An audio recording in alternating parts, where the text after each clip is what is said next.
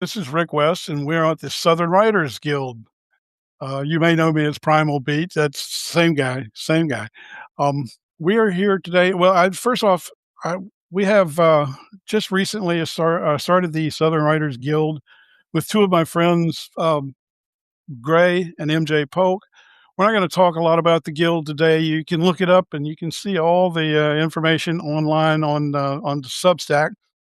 But we want to use every minute that we have to discuss um, a whole lot of things about around Southern music. We are ecstatic to have as our guest today Dr. Bob Beatty, who is has an encyclopedic knowledge of Southern music. Bob has written a book called "Play All Night," which I'll let him talk about more. There you go, right there. It is a basically a chronicle of the Allman Brothers Band and specifically Dwayne Allman, and we're going to talk quite a bit about that.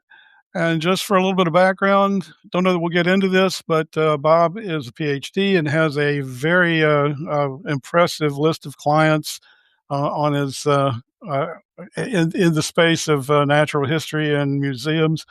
Bob is also a fellow Southerner, fellow musician, and let's turn this over to Bob. Bob, let me ask you a couple questions. Well, first of all, I grew up in that era. I grew up in the early '70s. I was thinking back. I think the first time I heard Fillmore East was probably 1972, and it was mind blowing. It was just a different kind of sound at the time. Um, the only other experience I've had like that was when I heard Talking Heads do "Stop Making Sense" about 15 years later. Yeah, yeah. Another brand new novelty kind of thing. But here's the question to you. I think we were probably the first generation that sort of felt like the South had a voice again, and there were several people around us that were doing it. James Taylor was doing his thing. Ronnie Van Zant, Petty came a little later, but you focused specifically on Almonds and the Allman Brothers and Dwayne Allman. Kind of Yes. tell us about that. Why those guys? Why the Allman Brothers? Yeah, that's a great question, and it actually it really does. When it all comes down to it, it comes down to my Southernness and somewhat of my Southern identity, and that's something that I've grappled with my entire life in good ways and bad. We'll talk about that, I'm sure. But Absolutely, for the sure. way that I always explain it when the book came out and I started having to have these, started having these conversations about my life's work on this side of things, yes, I'm pretty accomplished museum history organization career. I still do that work and love it. My passion lies in this conversation, this intersection. I call it the crossroads of Southern music history and culture around the umbrella of this American institution. Just worldwide impact of Southern artists. Let's call it what it really is.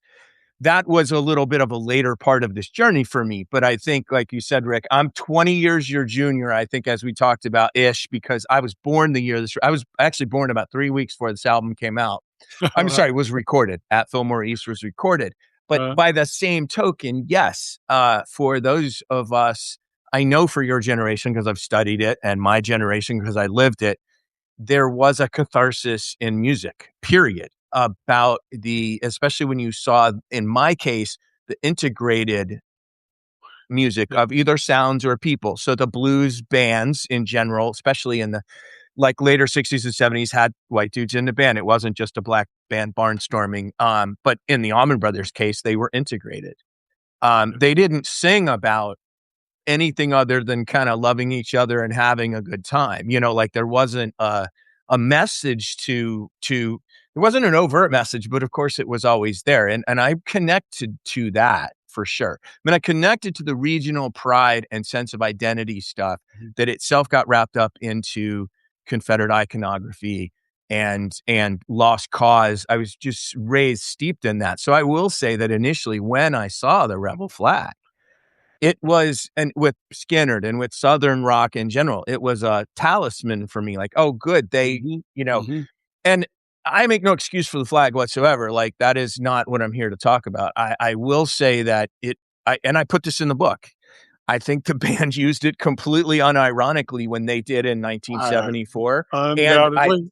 I think that doesn't excuse it either, No. in No. any sense. But they have since said, no, we're not doing, that had sense because they're no longer around. But there was a regional pride for sure. Petty, in the 70s and 80s, he was everywhere, and everybody knew he was a Gainesville boy. I spent a lot of time in Mhm. Gainesville. My parents, Mhm. we went to Gator game, we had season tickets, etc. So that was really like a part of my upbringing. So there was that too. And I totally agree with you, Rick, that the album itself so groundbreaking because it just coalesced all of these sounds. And that's how it was for me. Their sound, because I inherited the entire catalog in 1992, 1993 when they finally clicked with me. I didn't have to go through any growing pains. I didn't have to listen to Erica Yeah. records and Right. impale myself. I did just Right. do Right. that, and I wrote an essay on Yeah. it, but so I was able to sort of look at this entire body of work in its bits and pieces all at once. And it was, I mean, I was 21, 22 years old. Like it was as if God said, here, man, this is what you're going to be listening to the rest of your life.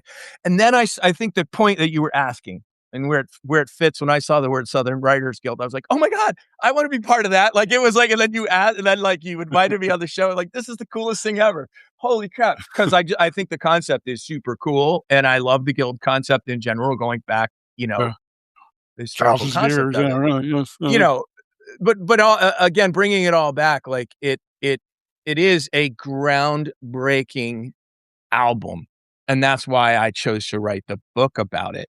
I set the goal in 1998 to get a PhD, write a book on the Allman Brothers, along with about 10 other goals. I think maybe 8 other goals. I think I ended up with 10 or something. By 2014, I had 3 left. It was those 2 and learn to Oh, play there you slide go. guitar. So in 2014, I learned to play slide guitar, figured it out enough so that I don't sound like everybody says you sound like when you start. And then I had begun chipping away to toward that PhD, my dissertation, which is over Uh-huh. there. Right, was All right. Good was the Lord. first product of that, and then the product, 144,000 words down to 85,000 words. And Okay. I really super proud of kind of how I ended up doing that. Well, And I let's go was writerly nervous, for a minute. Let's go sir. writerly for a minute. Yes, Yeah, yes. talk about how that process went. Looking at everybody here, we are Substackers. Many of us are writers, Yeah. etc. It Yes, is every indeed. bit the grueling process that you might expect. I have only had 2 flight moments in my writing career. This is school. This is anything I've written professionally. Books and articles. Even presentations. You know, um, the first time was when I got to chapter 2 of my dissertation, and the first time I read it, I realized how shitty it was. And it was like, instead of being like 75% done, 80% done, most of my first drafts, like the ideas are there. I just got to start moving them around. This one was like 50% done. And I was like, I don't know that I can get this dissertation done. And I was on timeline. I was getting funded, a little bit of funding for the first time ever. The second time was in the middle of turning the dissertation into Play All Night, into the book. And that was a grind. And there were a lot of times in my mind, I thought, I don't know, not a lot of times. There was like 1 or 2 times, like in my mind, I don't know if I have this in me, to mold this. So the bottom line in the writing process, the dissertation was literally everything I could cram in, all the quotes I could find, and try in some ways to string them together. Between that 144,000 words, which I said a lot in, and the 85,000 I ended up with in Play All Night, was me as a writer. No shit, this is absolutely true. Feeling free to speak. I found myself in all my previous work, including my dissertation, the quotes, the sources were doing all of the heavy lifting, and I had to add the interpretation to what they meant. So as a writer, that was, it was first getting used to the concept. Oh, I don't just say Dwayne Allman is the greatest thing in the history of the world. I have to like make something. And then it became as simple as, well, my argument is, if you want to understand Duane Allman as an artist and the Allman Brothers Band as a group and what they were trying to accomplish with and for music, listen to At Fillmore East. And the book itself became a biography of a sound. That's what I call it, right? It's because the next record they put out has some of their most glorious original work ever. Between Eat a Peach, I'm just Eat a Peach is you and great. I Eat are a Peach is another we're great one. talking shop, but I'm going to talk my Allman Right. Brother truth, I'm right? sorry. Absolutely. Go ahead. But they had these 3 original songs without Duane that they started with, and then the final 3 that they recorded with him, including Blue Sky, Stand Back, and Little Martha, that were just charting new paths for them. All It's great songs. yeah, Mhm. it's a really tragic story. So, yeah, I saw MJ said, like, trusting your own writing voice. That was super important to me because um, it was a different move for me into a whole different sphere, you know? I knew that I knew the hardcores were gonna like what I wrote. As a buddy of mine said, who read it, he goes, "You want a book that's gonna quash a bug, or do you wanna say something?" You know? Yeah. A friend of mine, not a colleague of mine, another Southern writer, actually, who I'm gonna commend to you guys, he and I were speaking last week, and one of the things he said, and this is something that I sought to do. Again, I know the hardcores are gonna love this book, so I knew that I could slide in the stories and the quotes that weren't well circulated, 'cause, 4 or 5 books on this band. The second thing I did, and this is what he commended me for, and it made me happy because this is what I wanted to do. He said, it's the type of music book I like because I don't have to know a whole lot about the band to appreciate the story and the storytelling." And I was like, "Please, that's Yeah. it." So, Yeah. Yeah. it was a journey. It also happened, final thing, and I'll let you ask your question. It was during the pandemic. So Ah, I signed the okay. contract, like, right around when all the stuff with George Floyd was happening. And then the movement in Richmond around they called it Lee Circle. They changed the name. I can't remember it, but where the Lee I statue was, where they believe it were or not, I was projecting living in Richmond things. at that time. Okay, you're yes. Yeah, yeah, right. And so I was very struck. It was a real fraught time, and Yes, it I don't was. know that I It was recommend great anybody take on their magnum opus during that. But by the same token, at time, yeah. the obstacle's the Yeah. way. Right, right, right, right. Well, one of the things I've noticed about, the work that you do is you have avoided, rather assiduously, I think, you have avoided sort of the tabloid stuff, the sex, drugs, and rock and roll. I mean, I'm sure not totally, I'm sure, because you can't really, it's part of their lifestyle. But, I do notice, as a writer, that's kind of a bold move. I totally honor it, but we know that stuff sells. Yeah. But you didn't go there, and can you kinda talk about that a little bit? Yes, it was 100% intentional, because Yeah. so one of the things I did know, I was driven by this is crazy, right, talking to other writers. I was driven by a book review of another book. The Mhm. book was called Midnight Riders. It was a New York Ah, Times best-selling book that came out in 1994 or 5 by Scott Freeman. Wonderful book. My copy's over there somewhere. It's like I had to tape it back together. It's got some of the best quotes, the best stories, etc. But the review basically said it didn't answer the why. Why is this story important? It told the story mhm, very well. mhm, Why is it mhm. important? And in particular, because the book really covered the drug case and the tabloid stuff with Greg and Right, Cher right. and the breakup and everything. Um, the book kind of got bogged down in those details because it was because of when Scott was writing and interviewing, it was the 80s and the band was done. Yeah. And then all of a sudden they put it back together. So anyway, it said, and I was like, I remember thinking, wonder if I could do that.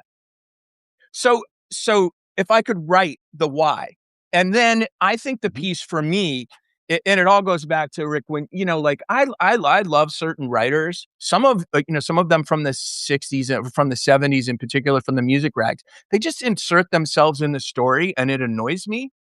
And and I mean, look, I Yeah, tried yeah, not I to hear insert you. myself in this story, but you can't get away from me in this book, and I say it very much up front. But the Mhm. piece I'm trying to say is they concentrated on the sex and drugs part of it, and Right, that right. was the most popular part of the narrative. And I thought, oh well, what if I was to do something with an end point that acknowledged all that was there and coming, but does not delve into, because the other part's the money problems. And I think, Mhm. frankly, Rick, the Right, right. reason I did it is it doesn't interest me. It Uh-huh. holds the drug consumption of the artists that I love holds zero interest for Zero. me. And Right. and except Yeah. when I first heard about pot, and I was like, that sounds really fun. I mean, listen, I realize I'm Yeah. on, there's 15 people here or whatever. I'll say it. But other than that, I mean, look, the I should say, like, this sort of stuff. This sort of stuff that sounded fun too as I got a little bit older. Mhm. But the Sure. point Oh, being, sure. I don't care. I don't care how many girls they were sleeping with. Right, In right, fact, I right. don't like knowing about that because that's not who I am and what I was. Makes me uncomfortable. So, and then I think, Rick, the point that I stopped, which was Barry Oakley's death, allowed me to Mhm. put a really nice bow on that era. I didn't have to talk a lot about Barry Oakley's problems toward the end of his life, which, you know, is there. It exists, but I could put a bow in it and say, look, everything came crashing down, but it didn't end. And that's Long Live the ABB and Conversation from the Crossroads and all this. Like, they Right. continue to influence, they continue to make the world interesting for me to look at and talk with other people. So that's why Yeah. I think the bottom line is it doesn't interest me, A, and then B, um, it had been It's been done. done. There Yeah, was it's been nothing done. for me to say there that was worth anything, you know? Right, right. Well, let's go back to the music for a minute. Um, One of the things that grabbed me about, the Brothers almost immediately was 2 lead guitars and 2 drummers. That was just a little weird back in the day. It sort of became a thing a little bit later, I think, but Yeah. other people started doing it, but I don't think anybody had really done that, Southern or not. I don't think anybody had really done much of that. Maybe the Stones, but it does seem like that was a real some novelty. That was a real departure from the way rock and roll had been presented.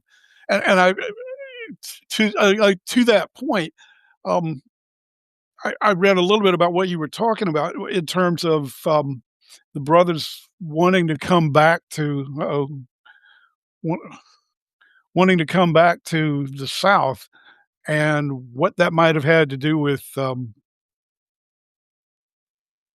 any of it. I believe you've left. Let me see what happened here. Hang on, folks.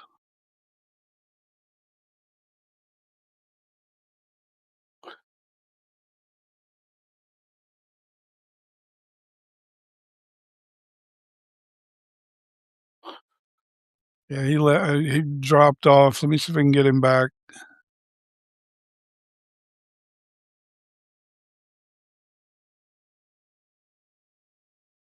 Sorry about that, folks.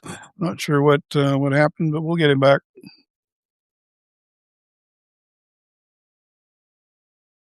There you go. I don't know if you there? Yes, sir. Hey, okay, sorry about that. I don't know what happened there. I don't anyway, moving So forward, you were talking about yeah, drummers. You were talking about the 2 drummer thing, and right. and then I was babbling, and then it kicked me out. Uh, The Grateful Dead had 2 drummers. I guess they did, Santana yeah. did tour with multiple percussionists, but not necessarily Mhm. 2 full trap sets. In 1970, Mad Dogs and Englishmen, I think they had 3 full trap sets up there, but that Oh, wow. wasn't a Okay. band. Right, right. The 2 drummer thing is truly, like, one of their most significant, not most significant. I think it's cool. I just think it's That's so very awesome. cool. Like, Yeah. and it's hard enough to find 1 drummer, but 2, and then 2 that can play together is pretty remarkable.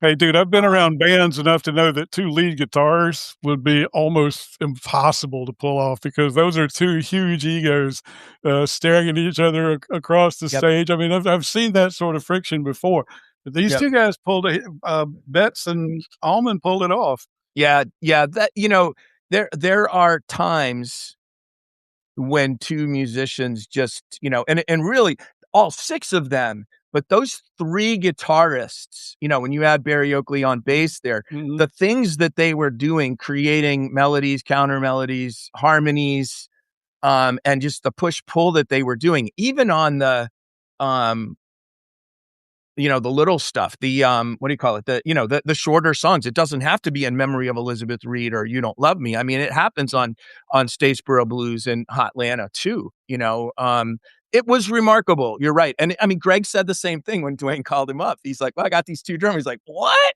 And he goes, I got two lead guitar. I got a lead guitarist, Dickie Betts. And he goes, what do you do? And he goes, come on, I'll tell you, and that's what Greg came back into. Very unique lineup. That was And a question I had for you also. Is I heard you say the other day that Greg Allman was the last to join. And I thought, well, that's weird. He's the brother. What right. kind of what did that how did that work out? Yeah. So the quick synopsis. Dwayne and Greg, they have to wait until Greg graduates high school in 1966 to go on the road. Dwayne had dropped out. Mm-hmm. They go on the road as the Allman Joys. Yeah. And then they record a little bit unsuccessfully. They actually had 2 attempts at fame because Southerners had to leave in the 1960s, all the way through their success. They went to New York. We're gonna get to that. Yeah. They went to New York and auditioned for Bob Johnston, Dylan's producer, and they also came up here to Nashville and did some auditioning and some recording. 65, I think 66. And then in 67, they get signed with Liberty Records in LA and pulled as renamed Hourglass, dressed up in psychedelic weird duds. And I would call it's like Tom Jones meets Blood, Sweat, and Tears meets psychedelia. And so Dwayne, after 2 albums, says, screw this, comes back south, sets up in Muscle Shoals, Alabama, eventually finds his way. We can talk that story, but I don't believe he set up a pup tent. The story that Rick Hall started telling in the 2000s, I think he showed up, probably found himself a woman to stay with because that's how Dwayne rolled, Right. That's how they all rolled. Or he bunked up with a friend. Eddie Hinton was there and a whole bunch of others. He makes his name. Dwayne records a really incendiary solo with Wilson Pickett on the Beatles' Hey Jude. It's a massive hit. And Dwayne gets a contract and gets to write his own way. Quits in the middle of a solo project in Muscle Shoals with Rick Hall, the famous producer from Fame Studios, and basically goes to Jacksonville and eventually he goes to Jacksonville, stays with Barry Oakley, who is in a communal home with Dickie Betts. He brings J-Mo, J. Johnny Johnson, African-American drummer from Mississippi, with him from Muscle Shoals. Okay. And they start jamming. One day, Butch Trucks joins that jam at this house. It's we talk historic sites and preservation, near and dear to my heart. Jacksonville Riverside neighborhood, 2844. There's a historical marker there. They set up in the front parlor. And there's the long-standing story is when Dwayne finishes, they said, anybody here not going to play in my band is going to have to fight their way out. And they all knew that was the case. And then finally convinced. So one of the things that happened when Dwayne came back to Florida, Greg came with him for a brief time. They recorded with Butch Trucks in a band called the 31st of February that included Scott Boyer, who ended up in Cowboy, bassist David Brown, who ended up with Boz Scaggs for many years, and Butch Trucks. And then Greg split in the middle of it, went back out to LA. And Dwayne was kind of pissed because Greg had never done that before. Like, no, I'm going my way. I think Greg was, as Paul Hornsby said, and I quoted in my book, he goes, I don't think they had to convince Greg much to go back. He was going to be the blonde, pretty boy front man, getting all the girls and all the attention and money. But it didn't work out. And 6 months later, Dwayne calls him, and there you go. There's a story. And he shows up at a rehearsal, walks in the room at the Gray House and goes, Jesus Christ, what a band. He's like, I don't think I can, told Dwayne, I don't think I can cut it. Well, then Dwayne said, you little, bitch. And then the rest, as they say, is history. The last member of the Allman Brothers Band was the brother. Was the one brother. Yes. That's a riot. And quick note on the name, and we can talk monikers and we can talk all these sorts of things, but, they were the Allman Brothers Band. They were brothers in a band. Allman was attached. it wasn't like all, and then it became Allman Brothers, and then poor Dickie Betts is like, man, I'm the leader. Hey, wait a minute. I'm Yeah, the right. leader. He was the leader of the band for many years, and his name's not Yeah, on it, yeah, and that yeah. bothered him. And I don't blame him. Like, nobody's I thinking about see that. this. Like, they're not thinking about song publishing when Phil Walden's ripping them off. So there's your Well, story about why Greg's the latest. It was maybe a little longer than I intended. I'll edit it oh, and it's great. post in Oh, my oh, own post. no, they were the Almond Joys earlier, which is just cheeky as hell. Love, That's a great love it. yeah. But, let's talk about a little bit about that. They were out in LA, and apparently it had to be something different than they wanted to be. What was it about them coming back home to the South that changed their way, or Uh, what about the South made the Allman Brothers? you know, that that's a question we could spend the rest of our lives talking about. I Right, will spend right. the rest of my life talking about. But I'll say this, right? Like, when I had to think about these definitions of like what Southern rock is, quote unquote, right? Mhm. To just What put it out Southern there in the is in book. general, It yeah. Well, there's another one, Right. right? Yeah, It right. it it made me a bit uncomfortable because of all the baggage that comes with the term Mhm, Southern rock mhm, right. since the mid 1980s or whatever else. Um, but that's the way this works, right? You sort of got to look at it. Well, one determination I had to make was Southern rock couldn't begin when bands couldn't emerge from the South. Southern rock began, Absolutely, yes. and it was Southerners who stayed in the South. So this is like why Delaney Bramlett doesn't count. He went to LA.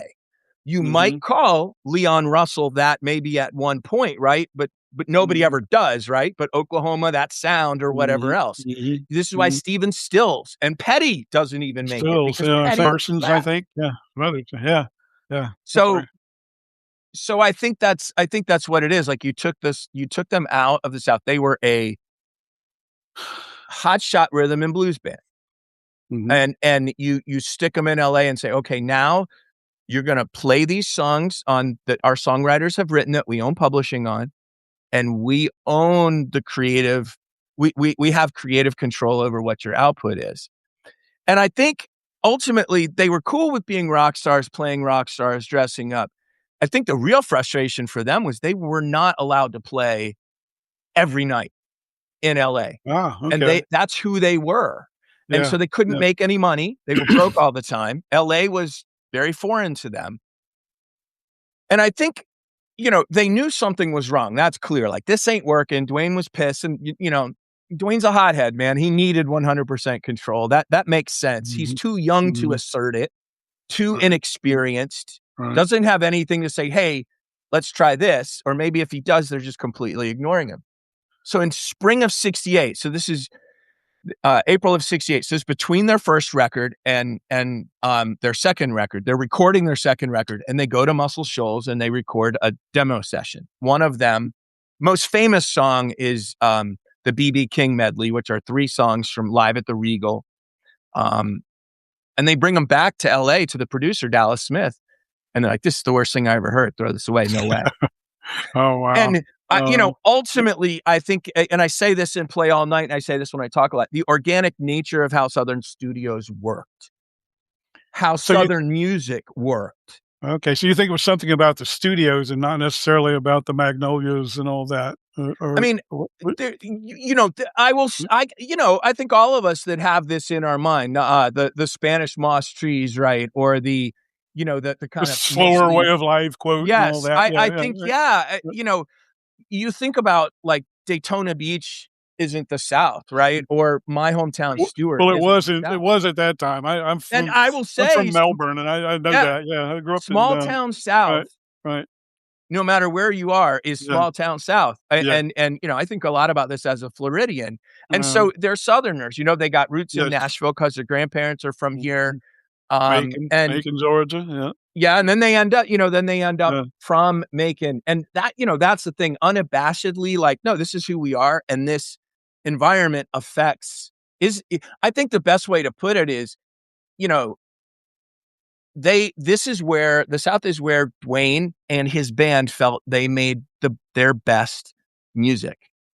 And I'll say, like, when Macon ceased to become their home in the mid 70s, this is true about a lot of bands, but that's a band family kind of thing. And when that split happens, Yeah. it's kind of hard to ever kind of recover that mojo, and they did struggle over the years sometimes with studio records and things. Um, I do think South Man, I don't think it's in the water. I think that's, I mean, I think that's a trope, but yes, absolutely. And that's a key subtext to play all night, and something I had to grapple with myself too. Coming of age is like, what is this? What does this mean? Well, let's move forward just a little bit from that. Actually, I think my favorite Allman Brothers song of all is "Blue Sky." That's the one we used to get stoned and put our headphones on and listen to all the time. Of "You're My Blue Sky." Yeah, that's right. They name it "Blue Sky," but I think that's a Dickie Betts tune, and I think that came after Dwayne died. Did it not? No, I And actually no, that was one of the last songs Dwayne recorded. Okay, And when he died, Dickie hadn't put his final vocals on it. okay, Um, okay. and apparently Dwayne recorded 3 solos, and we've only got the one there. I believe the solos were recorded live too. That song was written for, man, that was one of those songs when I first got it, and I was like, "Oh, how awesome! Blue sky, it makes me high, and you're my Uh, blue sky." I didn't realize it was written for a person, and there was no metaphor. There was metaphor in it, but it was not. There was some literal too. Nor did I know. Fast forward 30 years, that Sandy Blue Sky, who Dickie wrote that for, and I would have a correspondence online. oh I my got to god. send her a copy of the book. She told Oh, me wow. she said she loved it. I mean, it was like, oh, this is awesome. That's She's amazing, dude. Yeah. yeah, she's First Nations from Canada, and got Dickie Uh-huh. very involved in American Indian events and causes in the mid 1970s.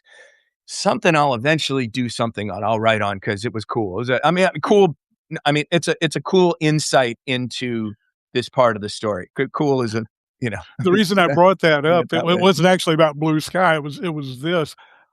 They I know they had some struggles later on with the Arista periods, they kinda fell apart, but when particularly Dwayne died, they didn't fall apart, and that is amazing to me, because, that's unusual as well. Can you kind of address that a little bit? How did they manage to stay in the game? You know, yeah, this is right. This is one of the things I think about all the time, and I put on my Substack and other places, like, "Long Live the ABB" means the Allman Brothers didn't die when Dwayne Allman died, and No. I'm really glad for that, because Yeah. it's enriched my life. It's given me a whole course of life to whole course to study, etc. Um, as I got into the Allman Brothers story when I was, younger, the history, the story intrigued me. There's, like I said, their southernness intrigued me. Their commitment to their vision, Dwayne's leadership, the music, of course. It always started with, "Oh my God, this is the greatest music I've ever heard in my life." Right? I think the the lyrics of "Ain't Wasting Time No More," the first song Greg wrote, Yeah. after Yeah. Dwayne died, that first song on Eat a Peach, the next record. "Last Sunday morning, the sunshine felt like rain. Week before, it all seemed the same. With the help of God and true friends, I've come to realize I still have 2 strong legs and even wings to fly." And, like, man, like, okay, I can just live that lesson. Like, I'll just take that with me, that couplet, and the whole song's like that, right? But, "I ain't Mhm. wasting time no more. Time goes by like hurricanes and much faster things." That's Like, great, yeah, yep, I mean, love what that. choice do you have when you lose somebody dear to you, except to continue on?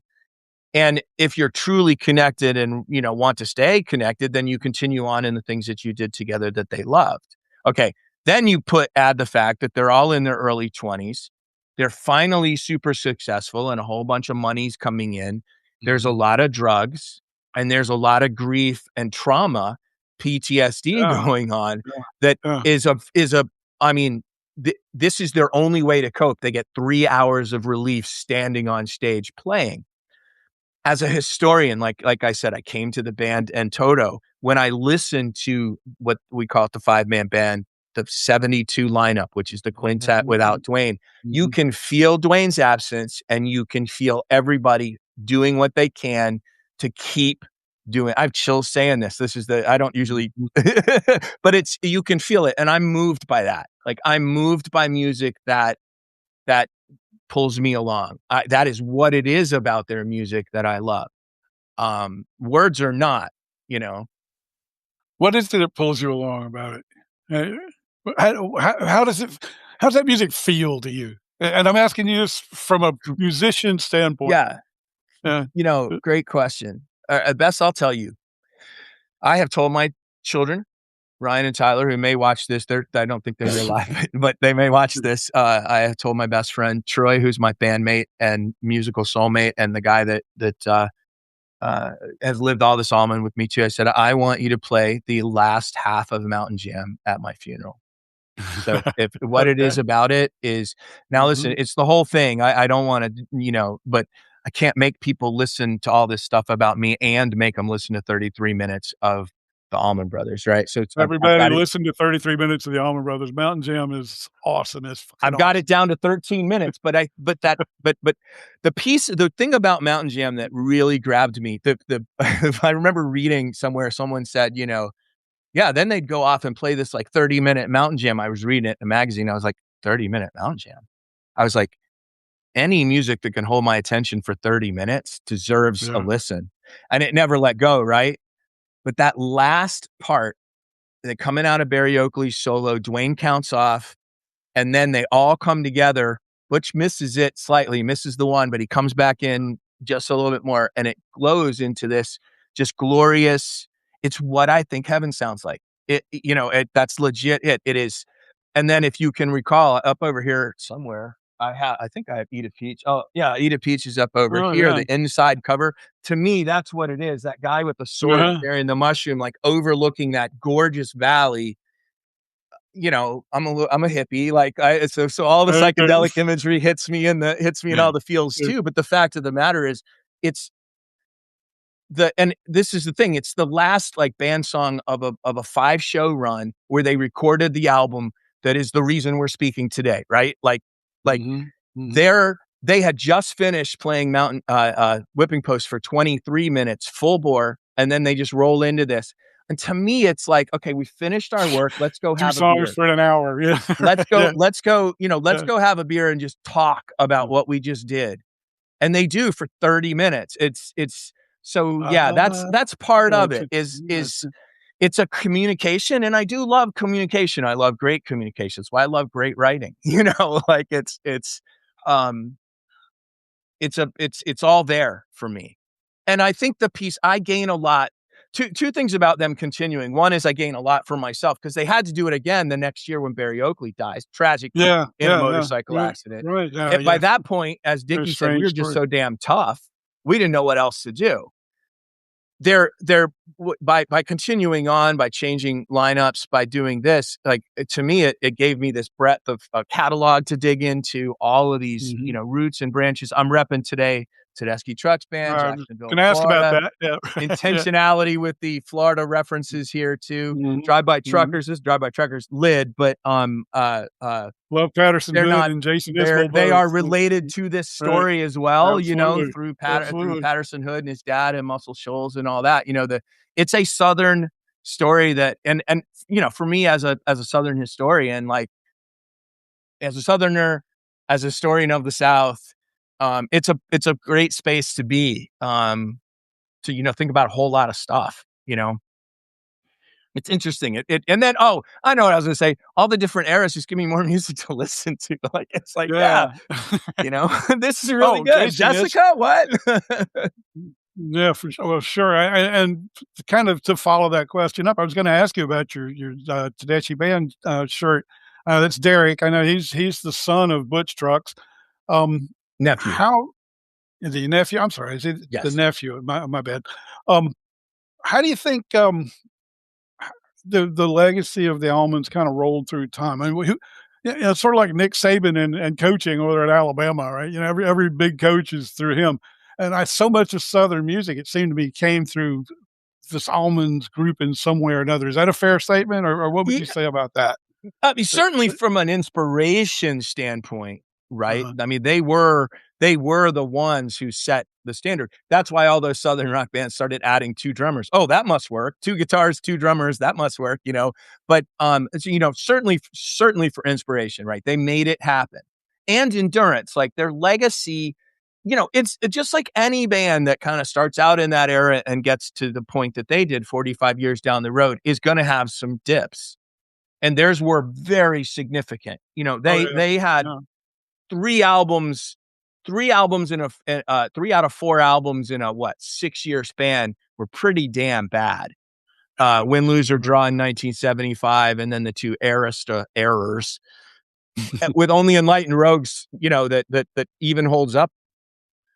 So I know Greg was doing his own thing there for a while. He did the Laid Back, which was free. Multicolored Lady, a couple of songs. Those were good songs. Oh my God. So yeah, like if we could go on a whole thing about Allman Brother solo projects, Yeah. for any of you guys that are like, Yeah. okay, where can I go? I've listened to these guys, but what else I got? Laid Back by Greg Allman, Highway Call by Dickie Betts, and the Yes. Sea Level album, Sea Level, Oh, yeah. is Chocolate, yeah. are 3 records all Uh-huh. made in the brothers and sisters era that are just tremendous. The only person not featured on those is Butch. He didn't record a solo record or sit in with those guys. But that, here's the thing, they reached massive success after Dwayne and Barry die in 1973. Brothers and Sisters is a #1 hit. Ramblin' Man is #2, only held out of the top spot by Cher, Half-Breed, believe it or not. This is a couple of years before Greg and Cher meet. What a riot. In the meantime, Greg meets Cher and falls in love, and no doubt that they are madly in love. Yeah. There are issues, as VH1 Behind the Music used to say, but off stage, things are falling apart. That's going on. And then, they break up and they break up, then Greg testifies against a road crew manager in a federal drug case against the I Dixie remember Mafia. something, yeah. That causes a lot of problems in a really big rift that they patch up when they realize they got more going for them together than separate in 78, 79. When they broke up in 82, they were done. And the 2 records they did with Clive Davis are dreadful. I mean, especially the second one, Brothers of the Road. Greg then has a hit in 87 with I'm No Angel, which is not a very good tune, but it works. And then they put the band together in 89. And this is where they bring in Warren Haynes and Alan Woody. You're talking about new talent. Haynes has continued to carry the mantle for Allman related music. He relocated to New York years ago, but he's Western North Carolina, from Asheville. Asheville. And Woody was from Nashville. Okay. Oteil Burbridge, when he joined in 97, was based in Atlanta at the time. I don't know where he is now. I think he's down in South Florida. Jack Pearson at a time was based here in Nashville. And then when he left, Eric Trucks, took that slot. He's been in Jacksonville the entire time. So, and it's not as if beyond the players in the band, they've all made their mark, in their own thing. And those guys and gals, I guess it includes Susan for sure, wasn't in the Allman Brothers, but she's part of the family, have, continued to do this. I don't think Tedeschi Trucks gets enough credit as they're great, musical institution. But as Southerners, I want to say as Southern musicians and as Southerners, like, again, we talk about for ourselves how we feel about the South when we write, or I like to be in situ when I write. I went to Macon for a week to write the first draft. I went to Muscle Shoals to write the third, the final. All right. They got a studio in their backyard in the swamps out in Jacksonville. They play all of the same, music. They're the only ones carrying the canon to the extent that they are. I think the South has to be I've never heard them say it because nobody's stinking asks it anymore, but I think it's an important part of it. Yeah. What, we're kind of getting short on time. One Sure. Other thing I'm kind of interested in, what do you think? The next calendar, I turned 70. What would have happened if Dwayne had turned 70? What might have gone? Yeah. Would he?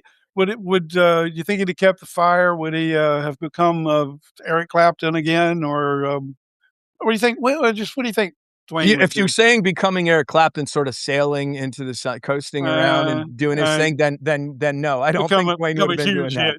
But yes, okay. I know your question. It's a good one. It's a good one. Okay, I'll say this. I think two things I like to think about. Number one, God knows what he could have played on guitar, right? God knows the things he would have been doing, the collaborations he would have had. You know, he had one record with the Jazzer and Herbie Mann. He was trying to get one with Rasan Roland Kirk, and Kirk turned him down. But I think he Oh, would have had more opportunities. You know, he's oh, on for sure. Atlantic Records, John I Coltrane's label, OG Yeah, label for crying out loud, right? yeah. I brought up, Um, Clapton because he played on Layla. Yeah, Well, a lot of okay, people don't know okay, that. now Yeah, that's yeah, actually a great yeah, one. Would they have done another Layla record? Because Clapton yeah, never touched that peak ever again. You know, yeah, yeah. in No, it's my true. in most people's estimation, that record exceeds Right. everything else he touched. Mhm. Um, I'd say. I've got two more though. Okay, so one, I think he would have pushed to make the Allman Brothers Band bigger. And Okay. that's one reason why I see this connection with Tedeschi Trucks. And I always push back when people try to be like, oh, Derek's like the second coming of Dwayne, et cetera. And it's like, that's not fair to Derek. Like he's his own man. He's done his own thing. He put together a massive band. He doubled the size of Dwayne's band. I don't know if it was 12 right out of the gate, but it was 10 to 12. Two drummers, not led by two guitarists, but instead he's the guitarist around which everything goes. So I think Dwayne would have added horns, maybe Oh, okay. percussion, Wow. which the Allman Huh. Brothers did. The other Yeah. thing I think Dwayne would have done was I think he would have done and should have done a record with J-Mo and Barry Oakley. And J-Mo says about the first time he said when Dickie asked him, what did it sound like when you and Barry and Dwayne were playing in Muscle Shoals prior to the Allman Brothers? And J-Mo says, the only thing I can compare it to is the first time I heard Mahavishnu Orchestra. Interesting. And, you Yeah. know, when you Yeah. I'll tell you Yeah. this, when you listen to Sea Level, listen to his drumming on Mhm. Sea Level, like, that is Billy Cobham shit right there. That's Okay. pre-car accident that really messed him up. But, like, to have heard him do something like that, just a pure jazz instrumental, you know, because fusion sort of comes out after him, you know? Like, Right. after he dies, that's when Mhm. it all kind of Mhm. I mean, I don't really know my dates super well, but I know Mahavishnu comes shortly before Dwayne died or shortly thereafter, Inner Mountain Yeah. Flames. Yeah. So, Right. um, Not real sure either. I would the remember Allman another Brothers, great I think, album though. Yeah. would they have broken up? Yes, multiple You times. think? With Dwayne and Okay. Greg? Yeah, I do. I do. I think that, I just think that that sort of stuff is somewhat inevitable. The only bands that really Mhm. seemed to stay together were the English bands. Yeah. Yeah. You know, like The Who and the Stones, like, they kinda kept the same lineups forever. There's more, I'm just coming up with those. Mhm. Like, the American No, bands just, you know, so, um, I interesting. wish I think a lot of us wish, like, what could have been? I think that's probably one of the great questions, and that's why I say, like, we give a lot of credit to Fillmore East, because if that album doesn't break when it does, he's just a great guitarist that some people know about, you know? I mean, we'd find it. I'm certain people would find it, but if that album doesn't break, that band is just they were gonna break the band up, you I know? heard you So tell that story about how they were on their last legs and, they were.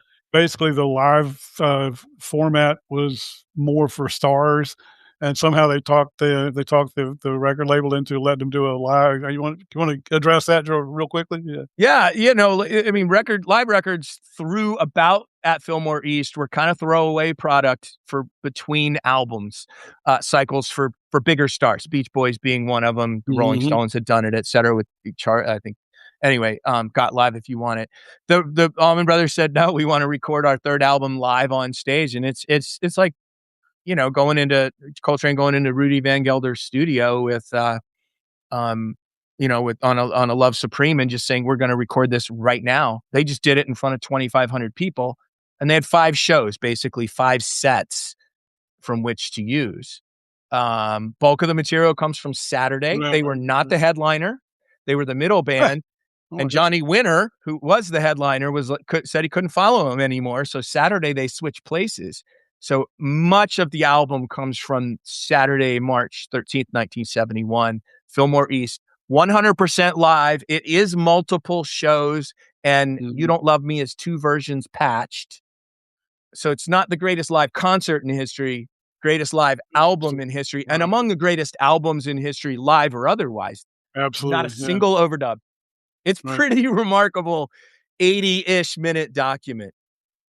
And I agree with I, MJ. They did know, they knew that they had done what they did. That's why I think Mountain Jam sounds so awesome, because they yeah. had Mm. accomplished what they set out to do, and they're like, we're just going to play in this beautiful venue in front of this beautiful crowd. One more question. I'm sorry. Something I kind of know, but I really don't.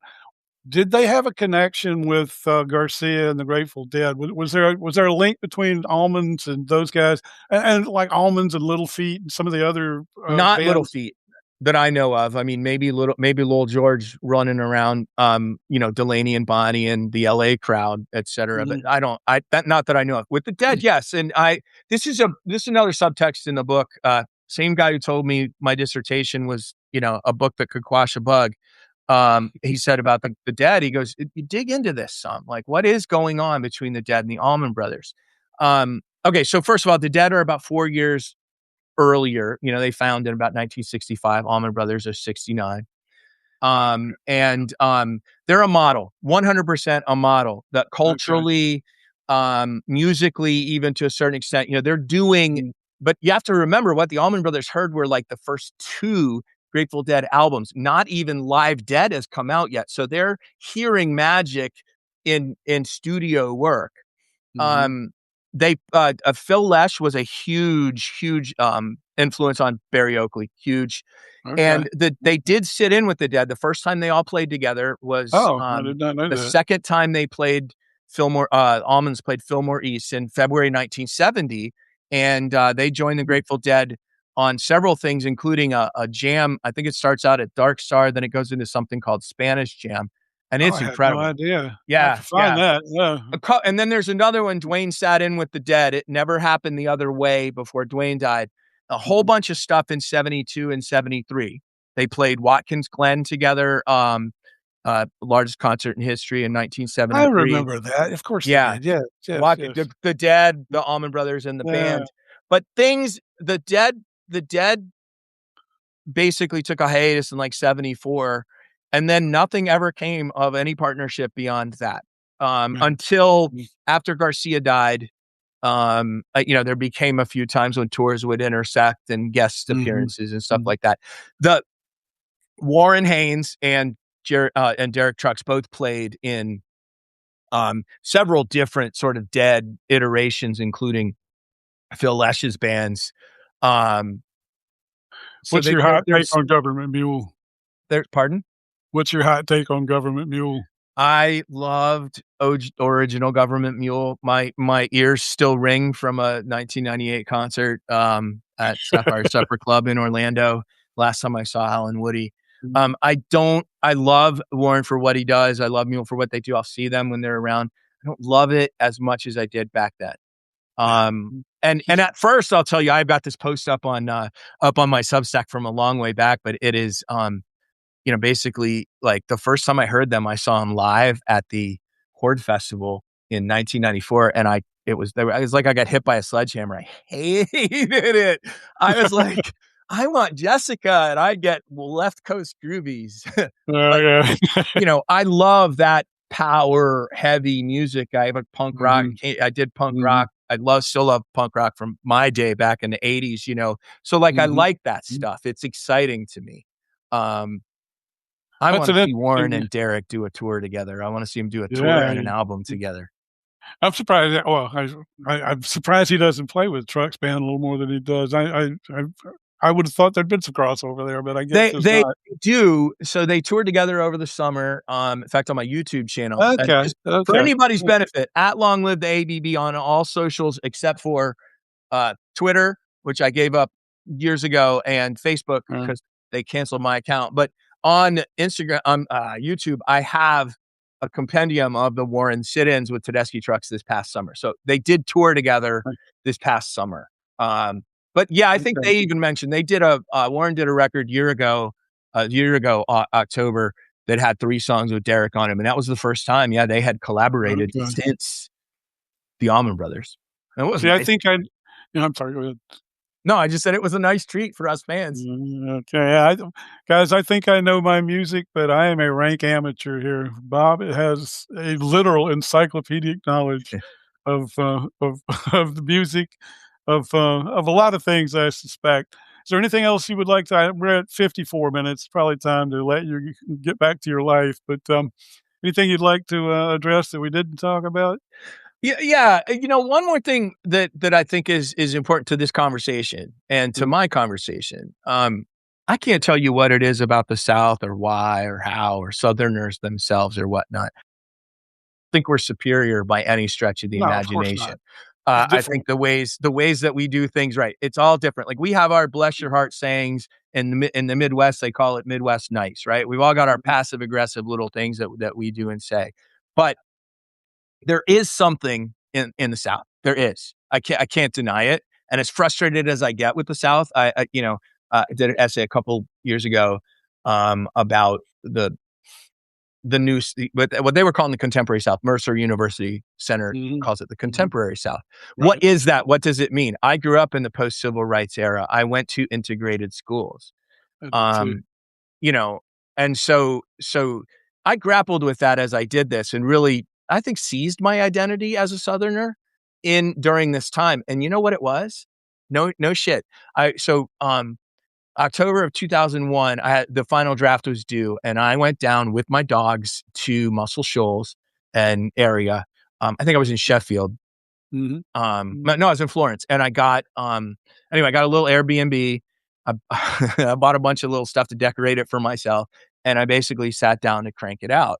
The irony, the unintended, I was finishing it, no shit, on the 50th anniversary of Dwayne's death, and that was not intentional to be in the place where he started on the day that he died 50 years later, but Synchronicities. it Yes. really is. I call it mushroom Right. magic, and it's Oh, because the Allman mushroom Brothers magic, singles yeah. symbols Yeah. the mushroom, but the I went to TVA. I went to I just drove around and I went to Wilson Dam and I was listening to Drive By Truckers. I was listening um to Jason Isbell. Mhm. These Southern Mhm. giants to me, these Southern Yes. writers who have Yes. expressed my words so well for me, express my feelings, the things that I see, the things that I do. And I'm standing there. He's the song, I thank God for the TVA. And I'm like, TVA provides my Yes. power right here, Yes. right now.